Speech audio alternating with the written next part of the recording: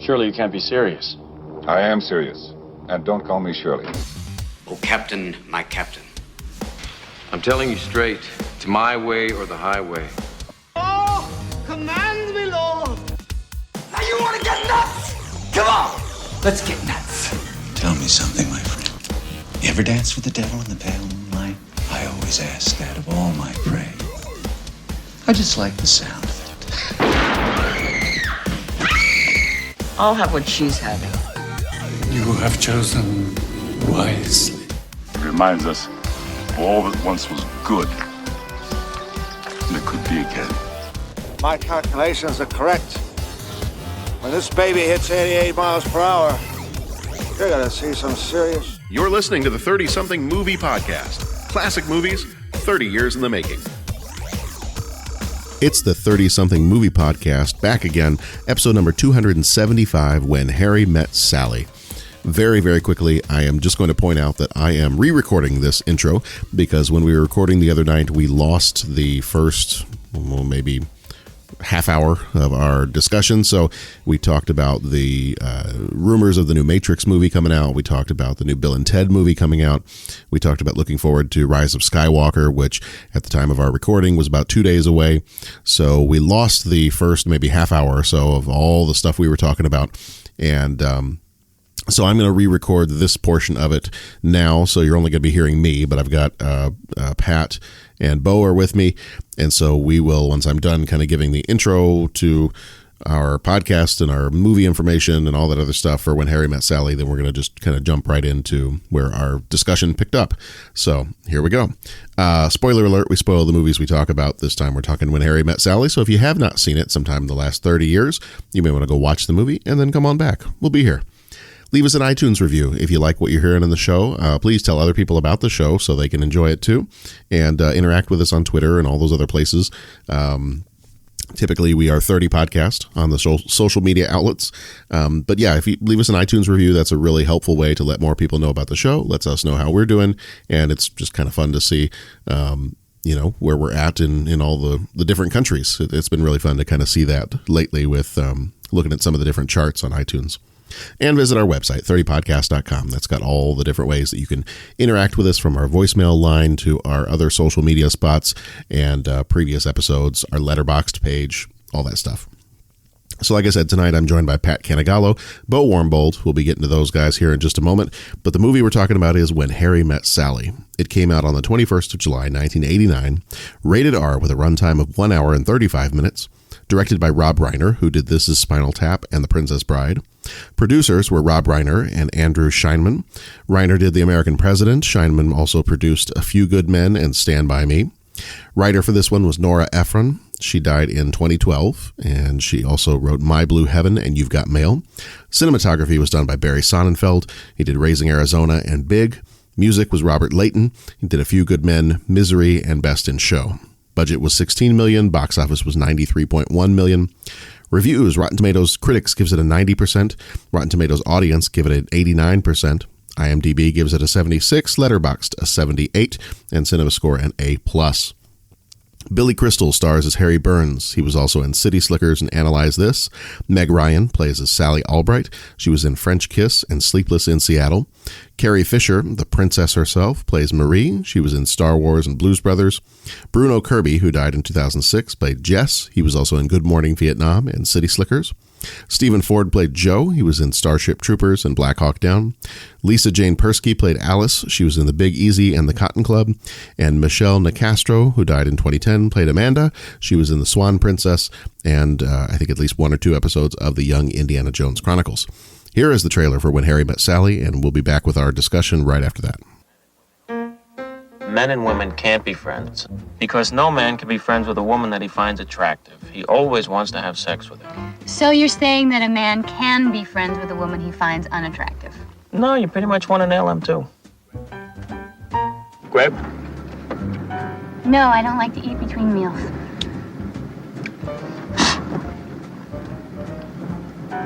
I'll roll down the window. A faceless guy rips off your clothes, and that's the sex fantasy you've been having since you were 12. Exactly the same. Well, sometimes I varied it a little. Which part? what I'm wearing. You tell her about other women. Yeah, like the other night.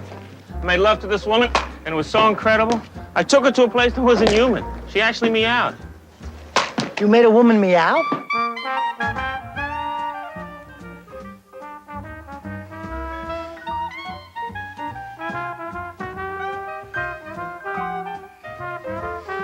Are you comfortable? Sure.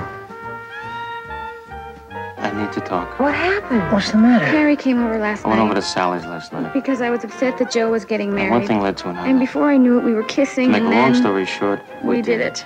They did it. You're challenging, I'm difficult. I'm too structured. I'm completely closed off. but in a good way. And I'm gonna be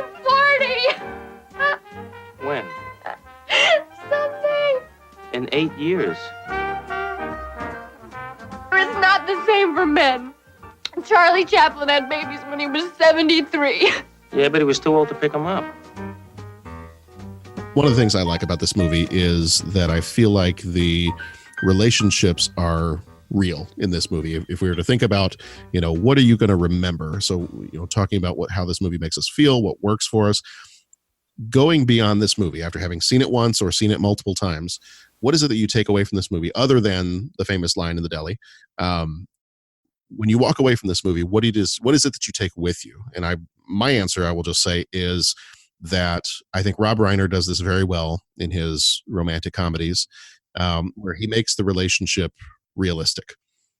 Even warts and all, you're going to see what these people are going through, and they're typically, in his movies, they're going to turn out okay in the end, but they're going to go through some stuff to get there.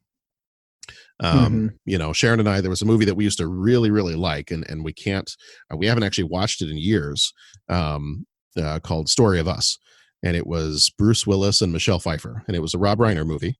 And we really liked that movie, but there was just something about, I don't know, when we ourselves got married, a lot of the arguments that were had in that movie and a lot of some of the fighting and the other stuff that they go through, it was a little bit different when all of a sudden you are also now married, because we used to watch it when we were dating and then engaged, but I don't know, something just switched. And I think ever since we've gotten married, we've watched it maybe once, and I'm like, no, can't.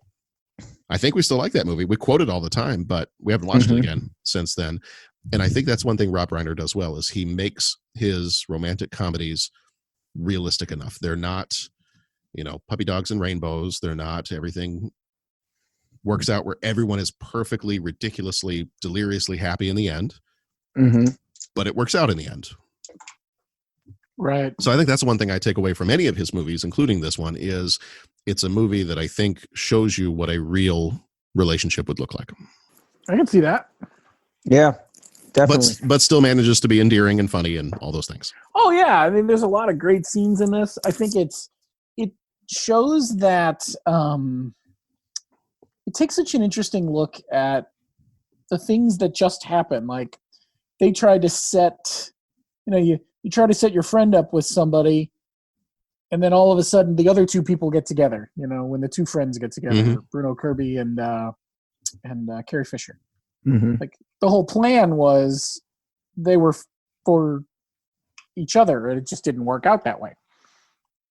And that's that not perfect but still good end. I think hope is a message that he tries to put out there in this one. Just that things can work out in the end, Yeah.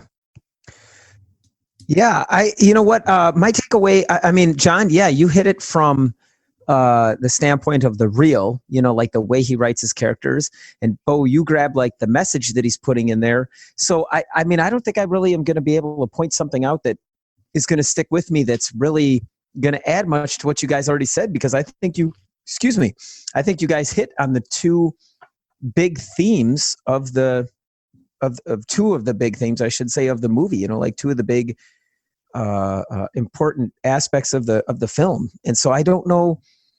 Well, I think the question I'd love to ask you, Pat, is because did you how many did you only get to see it once? For I the did. Podcast? I did. Okay. Only, yeah. So only having seen it once, but you knew of the movie, like when I say When Harry Met Sally, what's the thing that pops into your head? Like, what is the one thing you took from seeing it for the first time? It just seems like real life. Okay.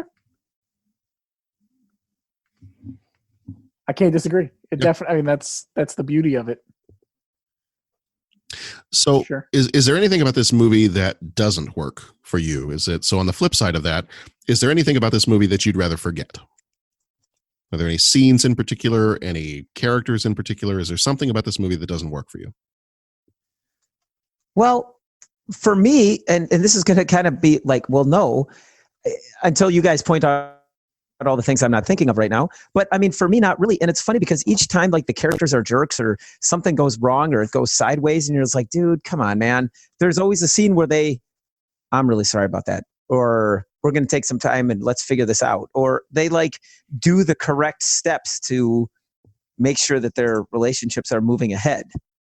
You know what I'm saying? Like every time I think, no, you know, like my typical what happens during romantic movies, don't do that. Don't do that. Oh, you're listening to me. You're going to go you apologize. Oh, you're acting like a real person. That's outstanding. And before, like I didn't reject your question. I just kind of like sidestepped it. And I'm going to throw one more thing I thought of. Even the comedy, which I mean, Billy Crystal can light it up, man. And I mean, any of those guys can just, those actors and actresses could really, but even the way they did their comedy, like, there's very few people in this world that are as funny as Billy Crystal, but the way he did his comedy, it didn't feel like I was watching some comedy superstar. I know people that are that funny in real life. So even the comedy had this filter of, okay, but it's like special effects. Okay. We need to use real special effects, not CGI. Even his comedy didn't go so over the top that you felt like you were watching a comedian playing a role. Even the way he did his comedy had this veneer of realism. Like, okay, I've known people like that. I know people that are that funny. They could never go on stage or be half as funny as Billy Crystal, but do you get what I'm saying? But the way they played the comedy even was realistic. Today we're going to talk like this. Yeah. I would like to partake of your pecan pie. Yeah. Pecan pie. Yeah. It's just very natural. Like you said, you know people like that. It's not like you're watching somebody like and I'm not to tear him down or anything because his movies are hilarious, but I think of like an Eddie Murphy. Like you can tell in his movies that Eddie Murphy is, I mean, if there's somebody in real life that acts like that all the time, then oh good Lord. But something like this performance with Billy Crystal, it's like I mean, we all have a quirky friend who is just a naturally funny person, and that's what kind of comes off. Is like you're not seeing, like you say, you're not seeing this superstar comedian where he's just stealing the show and basically doing his stand-up routine but on film. Right it was so I just kind of blew your question out of the water. Sorry about that, but so for what didn't work, nothing really didn't work for me, and because I ended up just answering more about what I liked and what worked. So I guess I'm done. I'll hand the question off to what, because I know, John, you mentioned there was some stuff in there you didn't like. What was eating at you there? I yield my time to the gentleman from Texas. No, I mean, really, there's not a whole lot in this movie that I didn't like. I mean, there gets to a certain point when you get in a story where it's very much a like will they won't they kind of a situation. There are just certain things. There were a couple little things about this movie that, and I don't know if, and I really like Billy Crystal, so it's not anything against him, but I don't think it's a New York thing. I don't know what it is. I don't like Woody Allen. Okay. And so there are times where if I start to get a Woody Allen vibe from a movie, I start to switch off a little bit. And I can't even put it into words what it was. There were moments in this movie where I started to get a little bit of a kind of a Woody Allen vibe. And like I said, I don't even know how to articulate what that is. Okay. Yeah, it's a lot of times it's, and maybe part of it is Billy Crystal, because what I think I don't like about Woody Allen is the very kind of anxiety-ridden, nervous energy. Just bothers me. Just it's the same thing with, well, the voice doesn't help either, but it's like the Bobcat Goldthwait stuff. Mm-hmm. Like I can only take so much of that. And so I don't know. But that's really all that bothered me about this movie is there felt like little moments that I was like, I feel like I'm dipping into a Woody Allen movie here. You know, and I know he's a renowned director, so that's not necessarily a bad thing. It's just something that for me personally, I tend to shy away from. So I can't think of too much. I mean, there were definitely times, and it's not that long of a movie, but there are definitely times where you kind of got to those scenes where, you know, it was kind of like, oh, they're almost about to get together. They're almost about to get together. And then something kind of breaks them apart for some reason. And I don't think that it's something that doesn't work for me. It's just times where I was disappointed. And I think that's the right feeling to have in those times when you're watching this movie. You're supposed to be disappointed because then when they finally do get together in the end, then it's just all the better because they've worked through it. They've made it through that minefield and they've come out the other side. So I don't even know if for what doesn't work for me, I don't know that it has anything to do with the quality of the movie.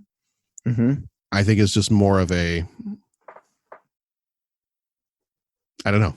Maybe it's just a frustration, but it's more of a frustration with the characters and what they're saying to each other and what they're doing. So it would not to the quality of the movie, not to the quality of the acting, the writing, any of that stuff.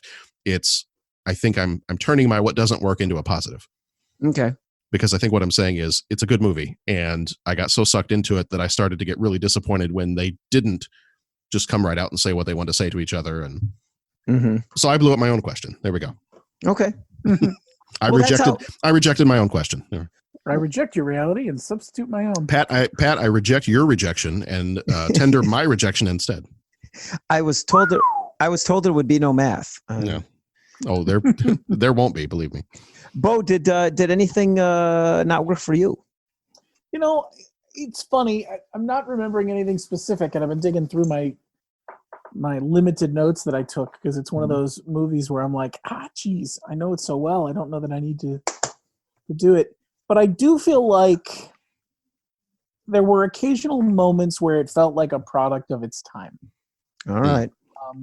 I think if the movie was shot today, some of the male-female interactions would be different. Yeah. It didn't bother me. Can you point to any specifics? I'm trying to dig them up now. It was some of the more, you know what, honestly, the one that gets me is the scene whenever Billy Crystal starts talking about how men and women can't be friends. I'm trying to dig up the full quote because I had it a minute ago and then lost it, of course. I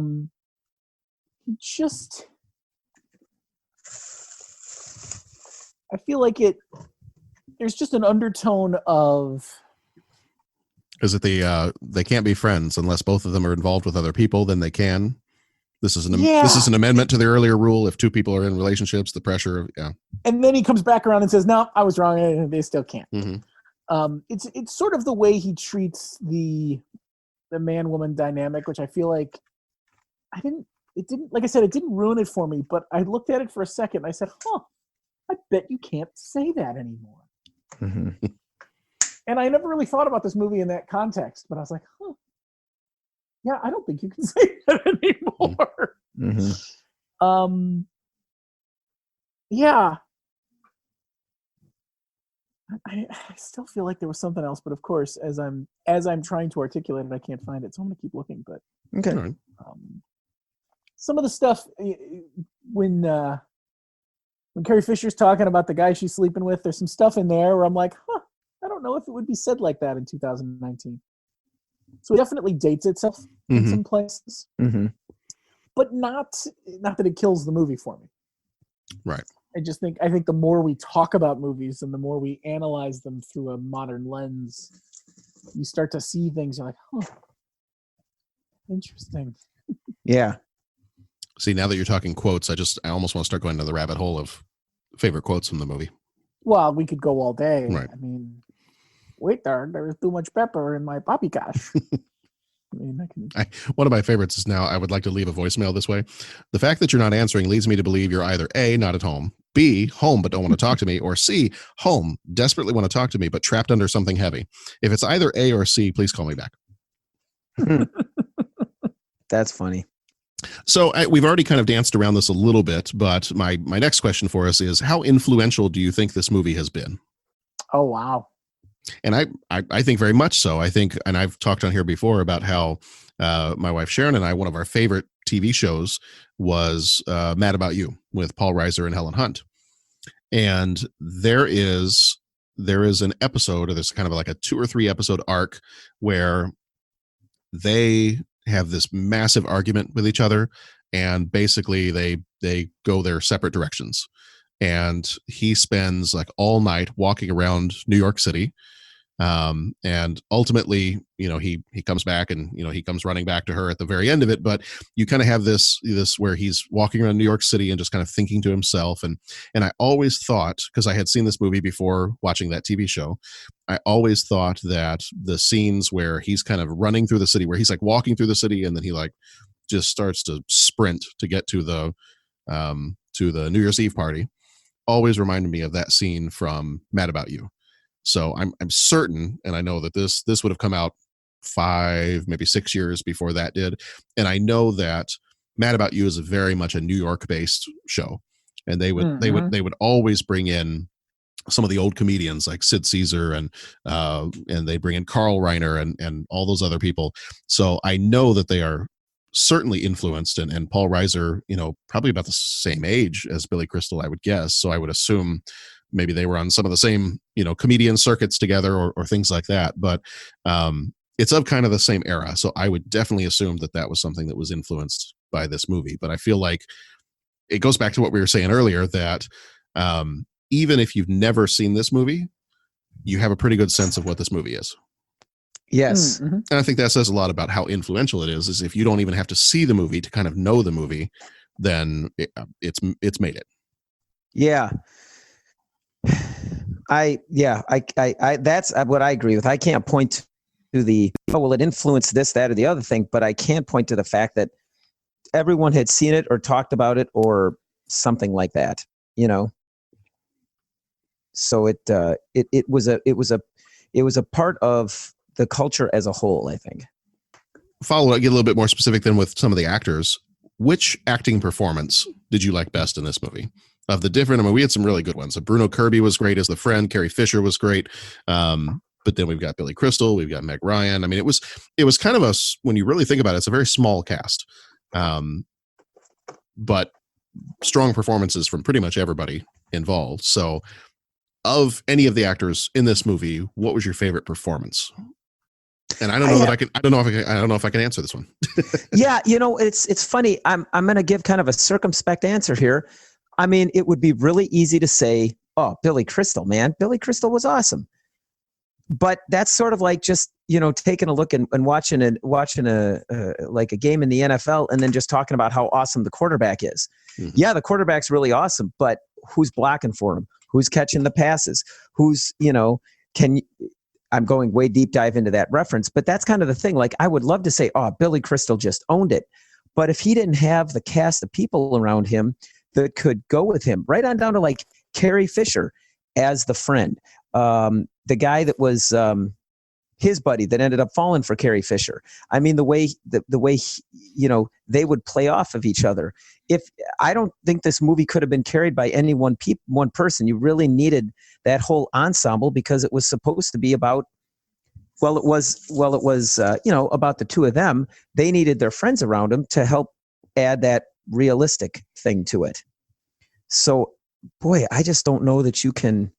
You make a great point, Pat. The best quote unquote character of this movie might be the relationships between the friends. So you've got the Billy Crystal, Bruno Kirby thing, and you've got the Carrie Fisher, Meg Ryan thing. Mm-hmm. And the way that relationship is played on screen. Mm-hmm. So if you think about it, when you see Billy Crystal, if he's not with Meg Ryan, he's with Bruno Kirby. Mm-hmm. And I think it's those scenes that show how those two characters are when Billy Crystal and Meg Ryan aren't together on screen. Mm-hmm. And they're with their friends. That is what makes the other scenes make sense. Because you see how they are, and then when they get together, you see the difference or the how much they mean to each other because of how they are when they are together. Mm-hmm. So maybe it's not an individual actor, but it's the performance in those scenes when they're together. The ensemble.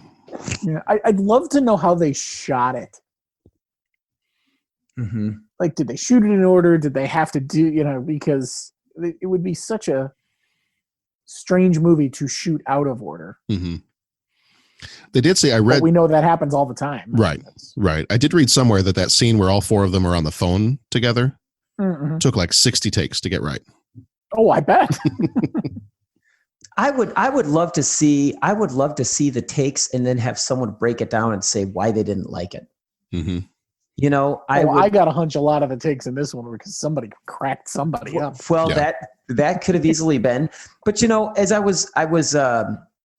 I told you about my deep dive into Back to the Future and the Clint Eastwood Man with No Name trilogy. Well, I did the deep dive into the commentaries and I noticed that the commentary is about the finished product, and the deleted scenes aren't ever like cast off scenes. It's either bloopers where someone's laughing or scenes that were superfluous for the movie. You never get, okay, well, here's all 10 takes of this scene. This is why we picked this one as the best. Mm-hmm. That's like the one piece that I would love to see added into the special features section of DVDs and movies and all that. Like, why did that take 60 takes? What was happening on the other one? What I would just really love to see how they crafted it.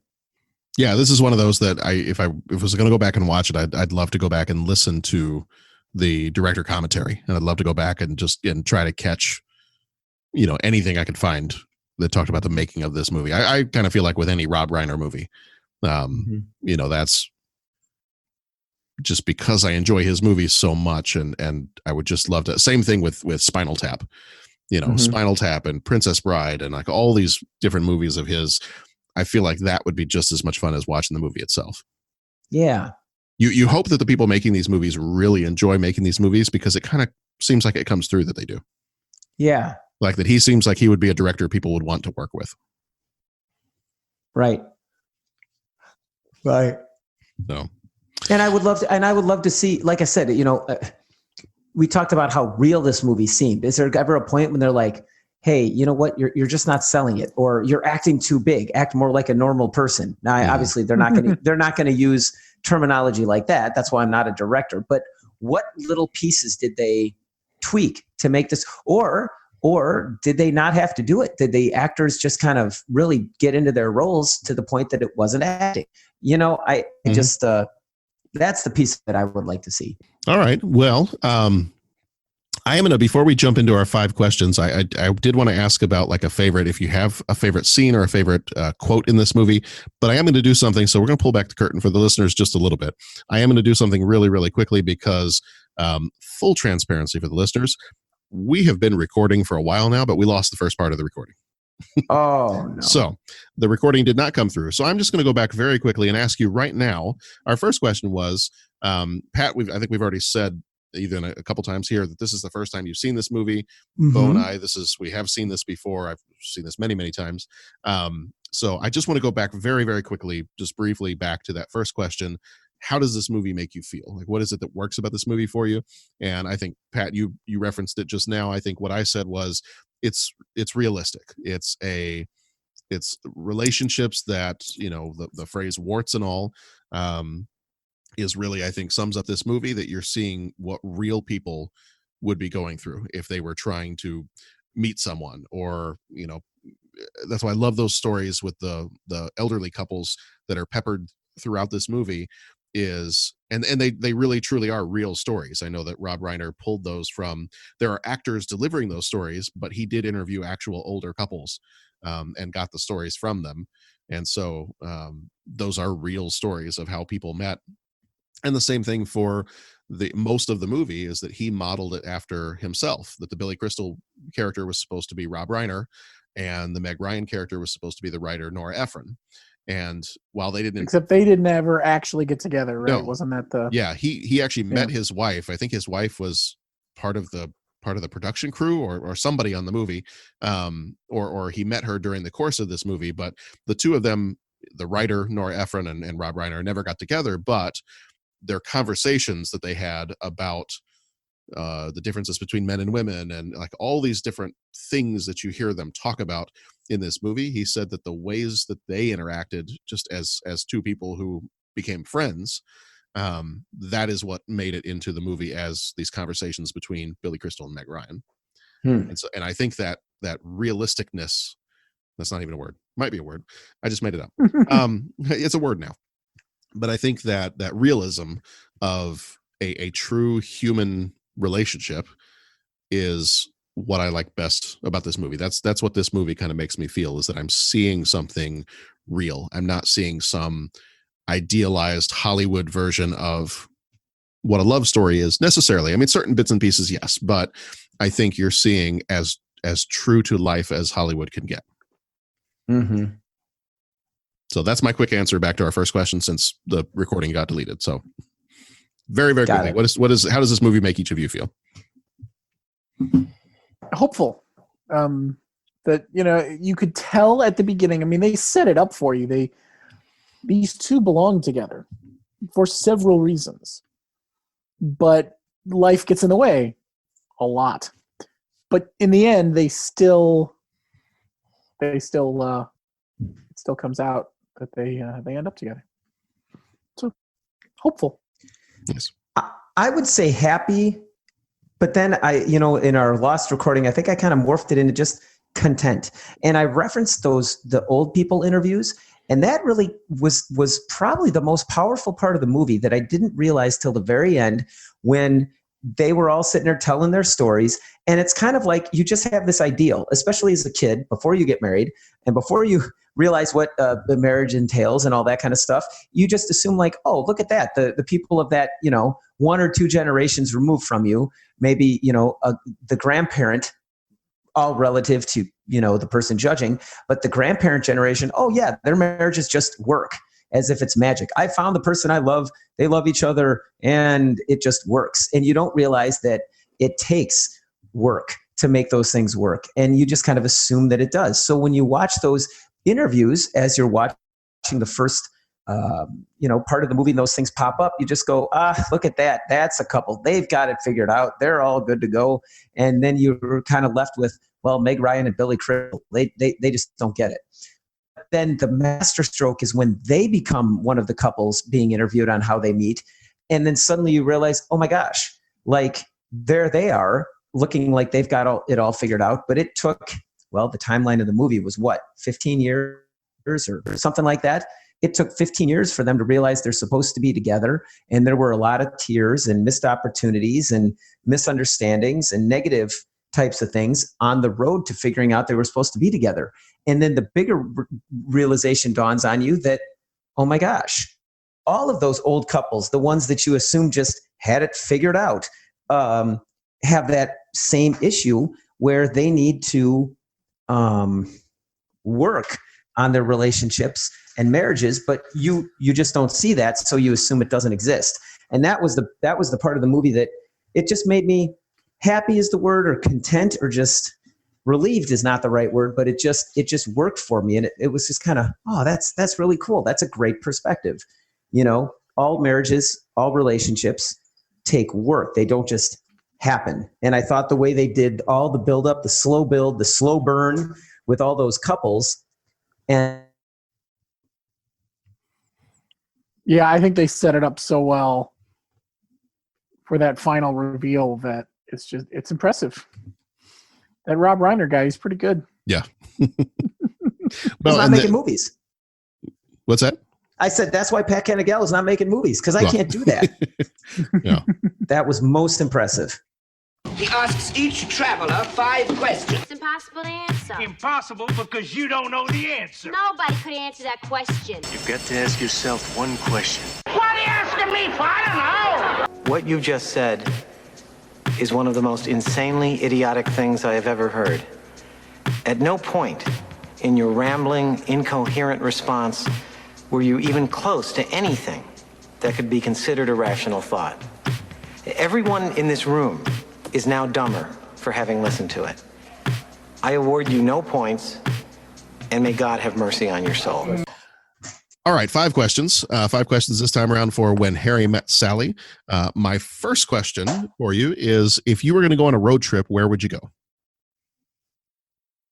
And I asked my family this question, and they did make me clarify, is this America? Is this anywhere in the world? Is this? And I said, oh, well, originally I was in America, but you can start wherever you want, I guess.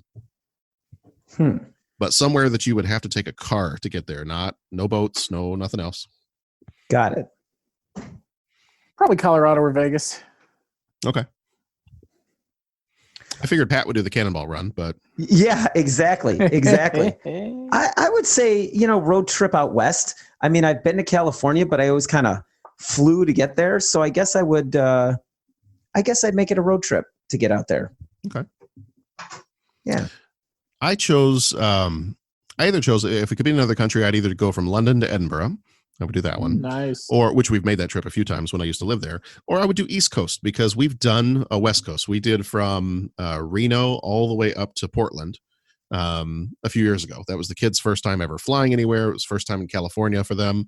We were going for a wedding, and we just kind of did. We flew into Reno, and we're like, yeah, let's just drive.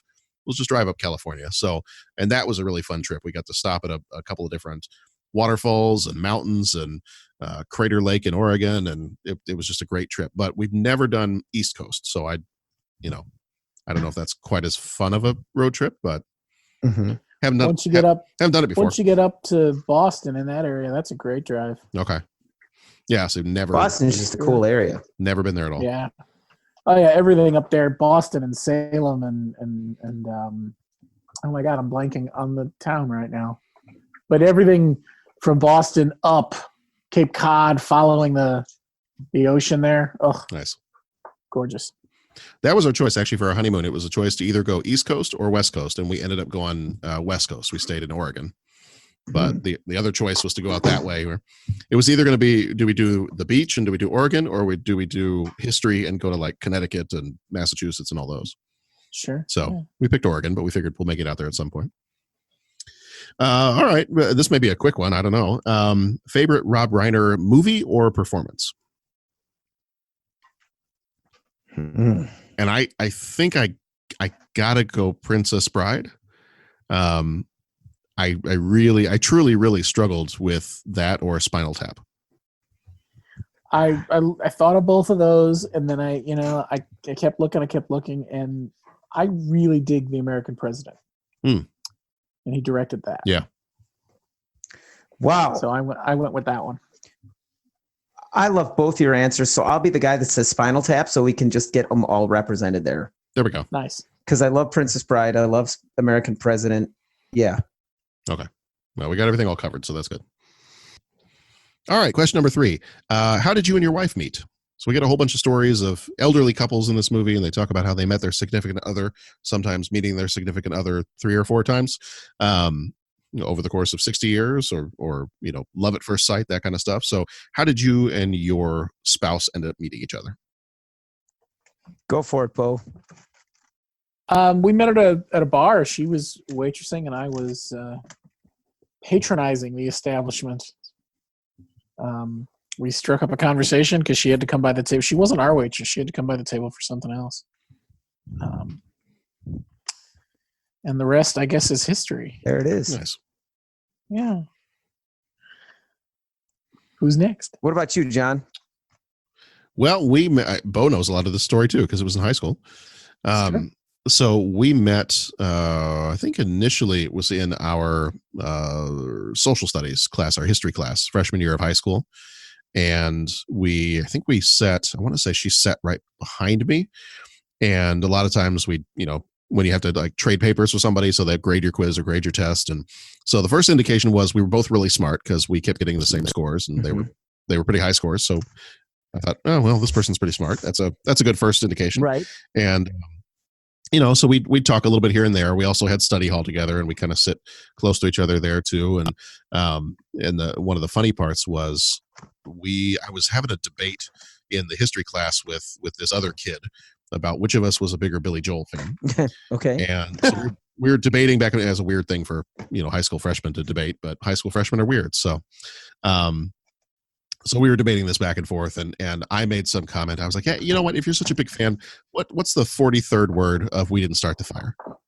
And so I think this kind of that end of the argument. He's like, "I don't know. That's a dumb question. Nobody knows that." So then Sharon came back the next day, and I think when we first got to class, I don't remember if she told me or she handed me a piece of paper, and she said, "Well, the 43rd word is this," and I don't even remember what it is now, but I bet she does. I'm sure she probably does, yeah. But so that was kind of one of the first times, and then of course we had lunch together. We apparently survived all that because my table was the one that would start food fights, and unfortunately her table was kind of in the middle of the other table we were fighting with. So in the midst of all that, apparently she still decided that she liked me. So we helped each other out in study hall with I had moved from England not that long ago, so I knew Shakespeare pretty well, and we were working through Julius Caesar at the time. So combination of that, and we just ended up being in a lot of different classes together in school. We were in the typing class together freshman year to work on your typing skills, and we ended up, apparently we were both really good at typing, but we kind of faked it so that we would still be in the class together. So I typed a little slower than I knew I could, and I think she did the same thing. Romantic. And so it was love at first type. Wow. I love that story. If I was going to be punny, I would say she's just my type. Oh, wow. That just happened. That just happened. Okay. Yeah, we can unleash the rest of the puns. That's totally fine. That's a dad joke there. Yep. It is. I'm really good at the dad jokes. Okay, you remember that thing I said about how the movie was realistic and it was realistic humor? I might need to change my statement now. I'm not sure. But okay. All right, Pat, what about you and Tammy? Well, this one time at band camp, there we go. We were both in marching band together, and I met her at the summer, the summer camp where you go out and learn to march and all that kind of stuff. So that's where we met. Nice. This one time at band camp. Right on. There it is. I was worried with how you were going to start that story. That's right. That's right. Mm-hmm. All right. Well, question number 4. I tried to think of a delicate way to ask this one, but what type of deli food makes you happy? Pickles. Okay. A good deli dill pickle. You are not wrong. I love pickles, man. I love pickles. And I love bread. So bagels, holy cow. Oh my gosh. Mine centers around bread too. I get it. Okay. So what's yours, Bo? I like a soft slice of dark pumpernickel rye bread. Oh my God in heaven. That's amazing. And then it's got to be real mustard. Okay, yeah. Or real mustard, real mayonnaise, roast beef, thinly sliced, rare as you can find it. Wow.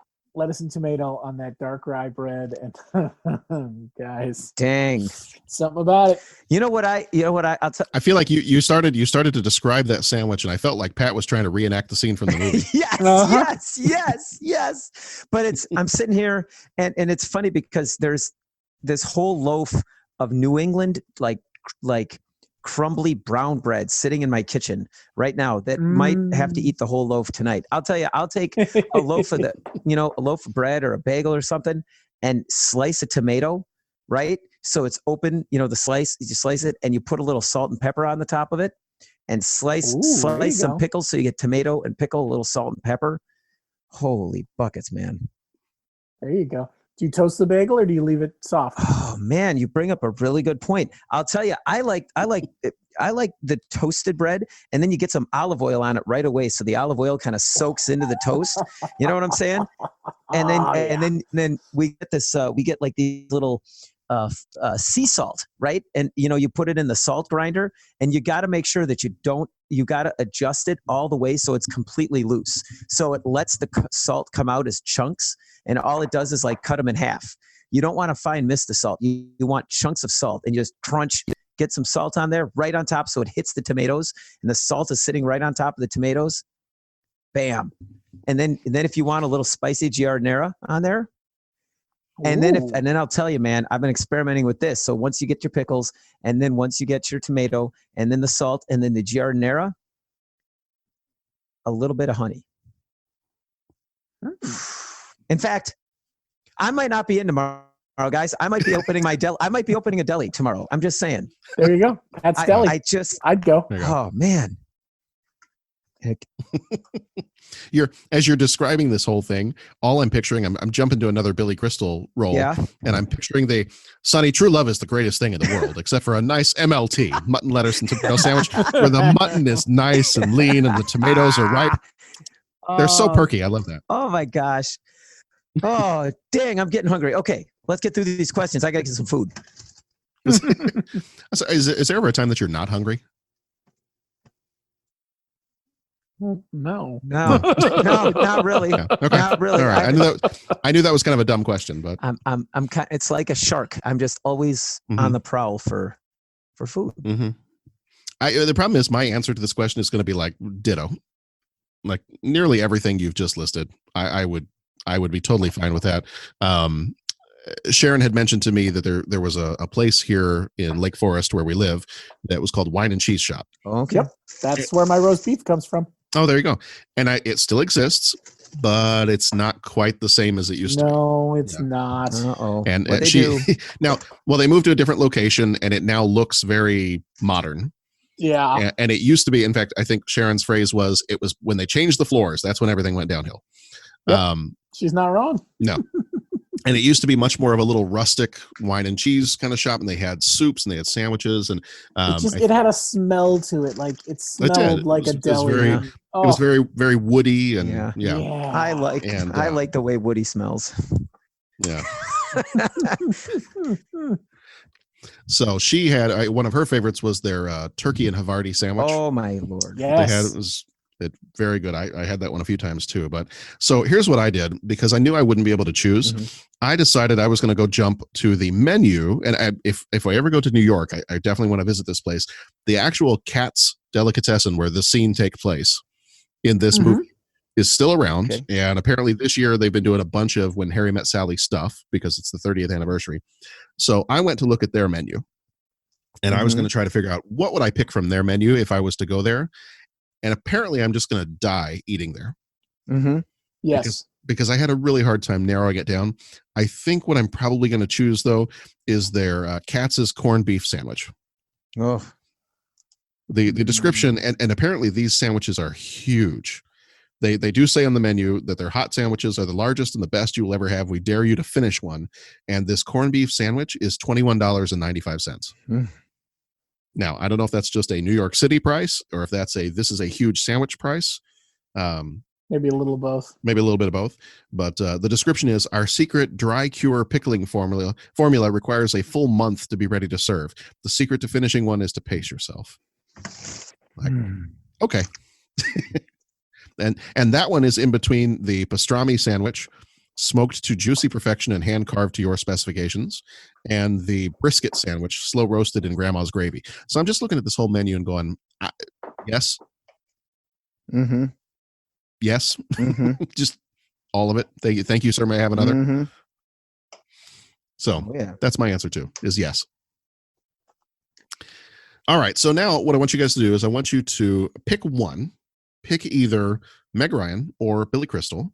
And what is your favorite performance of theirs? What movie is your favorite of theirs? Well, can I just take Meg Ryan, say Top Gun, just so I can talk about Top Gun because the new Maverick trailer came out? Or is that kind of like, is that a stretch? Yeah, go for it. You get Pat, you can say whatever you want. Okay. Then I'm going with that because Top Gun's really cool. Okay. Hey, Goose, you big stud. Yeah, that's, that's just good stuff.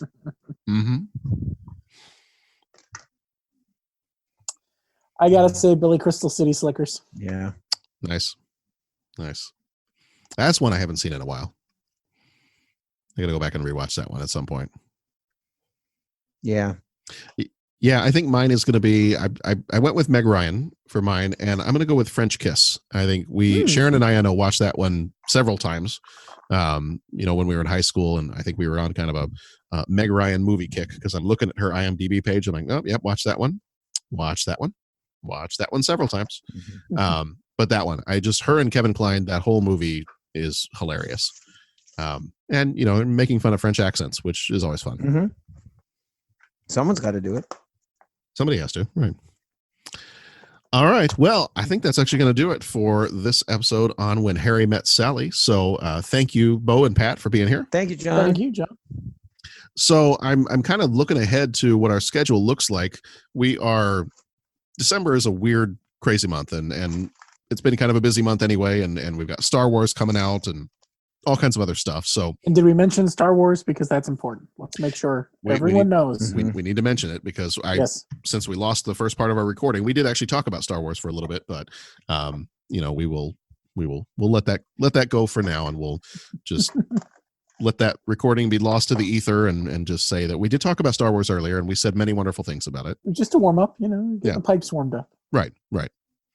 So Star Wars is coming out in after this episode is published, it'll be one day until Star Wars comes out. I know I'm going to see it that night. Probably will actually record an episode by myself for that one, or maybe with the kids, because I think you guys will see it a little bit later than when I'm going to put out the episode. So, okay. So I feel free to call into the Love Line for one of our later episodes or whatever. But I think for that one, I'm going to try to put one out coming up this weekend. So we'll get that one out pretty quickly after the movie comes out for anybody who wants to partake of the pecan pie that is Star Wars: The Rise of Skywalker. Is it just going to sound like the I have what she'll have scene that I'll have what she's... Basically, yes. Okay. Yeah. Yes. Skywalker will be rising. All right. Oh, Jesus. So that's what you chose for. Never mind. You know what? Yep. I'm going to go slice a pickle. Yeah. Okay.